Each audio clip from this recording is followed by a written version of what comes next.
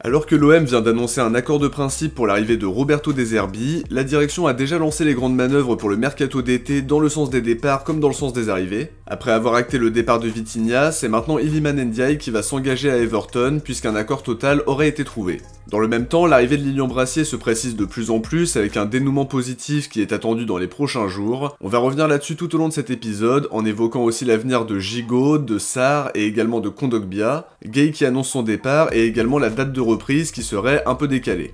De votre côté, est-ce que vous êtes déçu du départ d'Iliman Ndiaye? Est-ce qu'il aurait pu se relancer sous les ordres de De Zerbi? Ou alors est-ce que c'est la meilleure solution pour tout le monde étant donné qu'il avait du mal à composer avec la pression marseillaise et aussi puisque l'OM devrait le vendre un peu plus cher que le prix d'achat? J'attends vos avis en commentaire. On commence sans plus attendre avec une info sur la reprise. À la base, le groupe devait reprendre l'entraînement le 1er juillet, mais l'équipe nous apprend que la reprise a finalement été repoussée de quelques jours. Le quotidien ne précise pas la nouvelle date et n'explique pas la raison de ce décalage. On imagine que c'est lié à l'arrivée du nouveau coach. Dans son communiqué, l'OM expliquait qu'il y avait un accord de principe mais qu'il fallait encore régler les formalités pour De Zerbi et son staff, ainsi que préparer sa venue à Marseille dans les prochains jours. Peut-être qu'il arrivera tout début juillet et ça peut être un élément de réponse concernant le décalage de la reprise. Autre élément important, la saison dernière on avait le 3e tour préliminaire aller-retour à jouer début août. Dans le cas présent on va débuter la saison par un déplacement à Brest le 18 août, donc l'urgence n'est plus la même. Cela dit, l'équipe confirme que le match amical contre Nîmes aura bien lieu le 17 juillet à la Commanderie, comme on le disait dans l'épisode d'hier.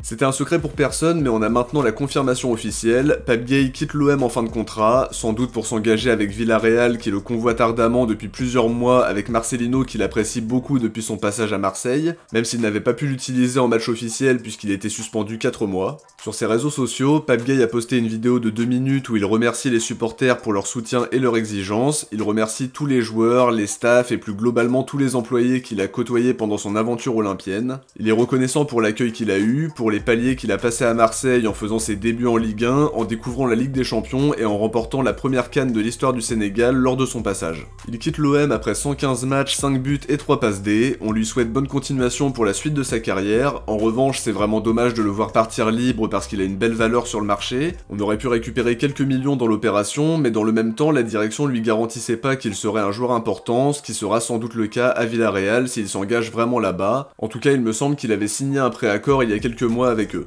Football Club de Marseille a fait une émission très intéressante avec Hugo Magnetti comme invité. Le milieu du stade brestois s'est exprimé sur la saison de Jordan Amavi. Il confirme qu'il a montré un très bon état d'esprit en donnant tout à l'entraînement alors qu'il ne jouait pas et qu'il a été largement handicapé par des blessures. Il explique que tout le groupe brestois était heureux pour lui parce qu'il était ému après avoir marqué son coup franc à la dernière journée. Je trouve que c'est une information intéressante parce que ça montre qu'il était pleinement investi malgré le faible temps de jeu qu'il a eu. Interrogé sur la possibilité de le voir rester à Brest, Magnetti dit qu'il n'a pas l'information mais qu'il espère le voir revenir. Côté marseillais, la direction veut lui trouver une porte de sortie le plus vite possible à 1 an de la fin de son contrat, mais on devrait en savoir plus très prochainement. Concernant Samuel Gigot, on parlait dans l'épisode de lundi d'un accord trouvé avec Trabzonspor pour 3,5 millions plus 2 millions de bonus d'après les infos de La Provence et de Foot Mercato. Il faut maintenant que Gigot se mette d'accord avec le club turc, mais il n'est pas pressé de partir. L'équipe ajoute qu'il veut échanger avec Roberto De Zerbi pour savoir s'il compte l'utiliser. Je serais très surpris que ce soit le cas parce qu'il recherche des défenseurs qui ressortent proprement le ballon sous pression. Gigot ne correspond pas à ce qu'il veut mettre en place.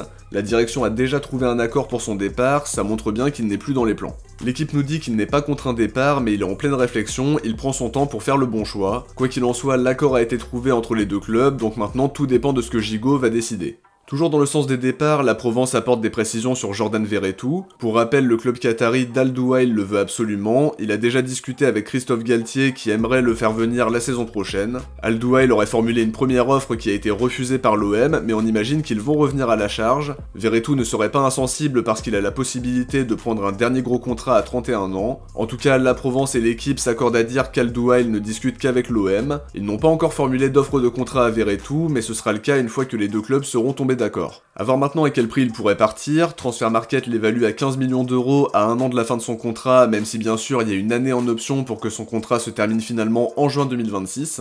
Il a fait une bonne saison dans l'ensemble, même si tout n'a pas été parfait. C'est un joueur qui ne triche pas, qui donne tout, mais il y a aussi une réalité, il touche 5,4 millions d'euros par an. Sans Ligue des Champions, c'est un salaire très imposant, et si on réussit à le vendre, on récupérera une indemnité, et on se délestera surtout de son énorme salaire. C'est pas le joueur que je vendrai en priorité, mais c'est une opportunité qu'on ne doit pas louper pour avoir quelques liquidités et baisser la masse salariale.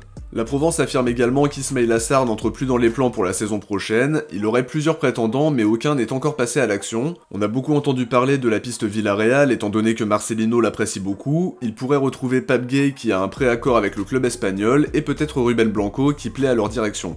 À 4 ans de la fin de son contrat, Sarr est estimé à 18 millions d'euros, il ne sera pas bradé parce qu'il est totalement sécurisé, faudra qu'un club vienne racheter ses 4 années de contrat, donc ça pourrait aussi être une vente intéressante.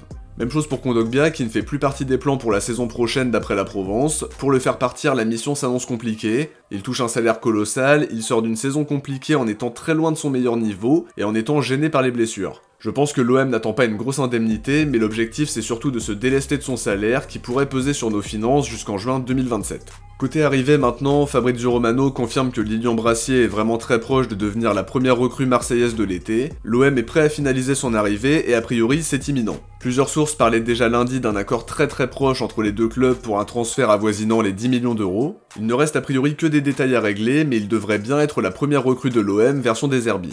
On termine maintenant cet épisode en parlant de la grosse information de la journée. Santi Aouna annonçait en début de nuit qu'Iliman Ndiaye allait être transféré à Everton pour 18,5 millions d'euros et 2 millions de bonus qui pourraient s'ajouter. C'est une belle opération, il a été acheté 17 millions l'été dernier et on peut potentiellement récupérer 20,5 alors que sa saison a globalement été décevante, mais comme il avait un contrat jusqu'en 2028, Everton devait racheter les 4 années qui lui restaient. En tout cas, la direction boucle une nouvelle vente intéressante, celle de Vitinha pourrait rapporter jusqu'à 22 millions d'euros si tous les bonus étaient activés, même si certains seraient beaucoup moins facilement atteignables. On va faire une petite plus-value sur Iliman Ndiaye, donc c'est plutôt intéressant. Si on ajoute un départ de Gigot pour un peu plus de 4 millions, bonus compris, ce sera aussi une plus-value après l'avoir acheté 500 000 euros au Spartak Moscou. Et on peut aussi citer le départ de Renan Lodi qui a impulsé cette dynamique de belles ventes. Pour revenir au départ d'Iliman Ndiaye, Fabrizio Romano annonce mardi matin que c'est fait, il parle d'un transfert de 18,5 millions d'euros avec 1,5 million de bonus. L'accord est total, l'OM a accepté les conditions, Ndiaye s'est déjà mis d'accord avec Everton pour un contrat de 5 ans, il faut maintenant signer tout ça, mais le départ de l'attaquant sénégalais ne fait plus aucun doute. Il quitte son club de cœur un an seulement après son arrivée, sans avoir réussi à montrer toute l'étendue de son talent. C'était pas évident de s'adapter dans un nouveau club en commençant par une saison à 4 coachs différents qui avaient tous des principes de jeu différents aussi.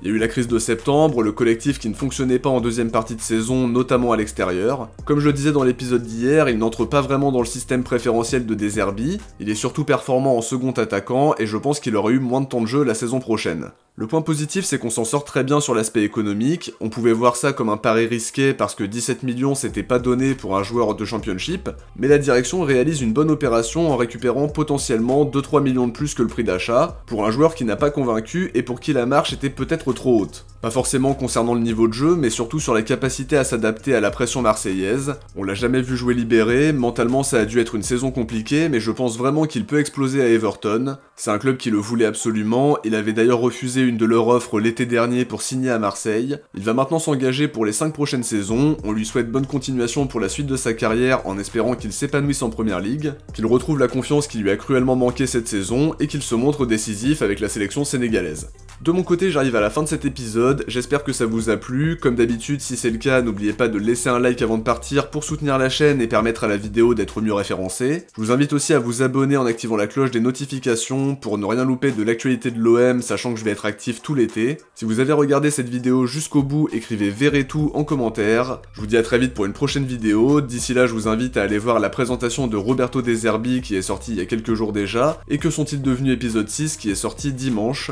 Les liens seront en commentaire épinglé et sur l'écran de fin de vidéo dans quelques instants. Ciao, portez-vous bien et surtout allez l'OM.